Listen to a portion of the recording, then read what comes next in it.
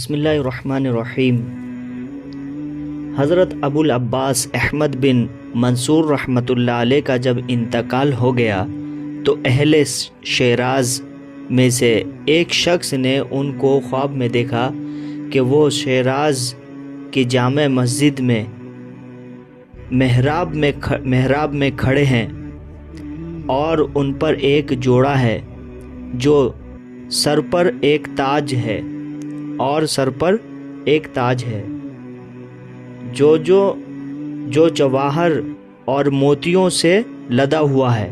خواب دیکھنے والے نے ان سے پوچھا، انہوں نے کہا اللہ جل شانہ نے میری مغفرت فرما دی اور میرا بہت اکرام فرمایا اور مجھے تاج عطا فرمایا، اور یہ سب نبی کریم صلی اللہ علیہ وسلم پر کثرت سے درود کی وجہ ہے۔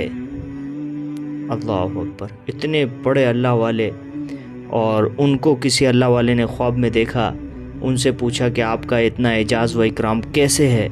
تو انہوں نے بتایا کہ نبی کریم صلی اللہ علیہ وسلم پر کثرت سے درود پڑھنے کی وجہ سے ہے، یعنی بہت زیادہ درود شریف پڑھنا چاہیے۔ حضرت شیخ فضائل اعمال جو لکھے ہیں شیخ زکریا صاحب رحمۃ اللہ علیہ نے، انہوں نے فضائل درود جو یہ لکھے ہیں تو اس میں چھوٹے چھوٹے قصے ہیں، اسلامی واقعات ہیں، اس کے آگے پیچھے ہر جگہ حضرت نے یا ربی صلی وسلم دائماً ابداً علی حبیبک خیر الخلق کلہم، یہ درود بھی ہر واقعے کے اوپر نیچے حضرت نے لکھا ہے۔ اس لیے ہمیں بھی چاہیے کہ بہت کثرت سے درود شریف پڑھا کریں، خاص طور سے خصوصاً روزانہ کے اعمال میں لائیں کہ 1000 مرتبہ کم سے کم درود شریف پڑھنے کی کوشش کریں۔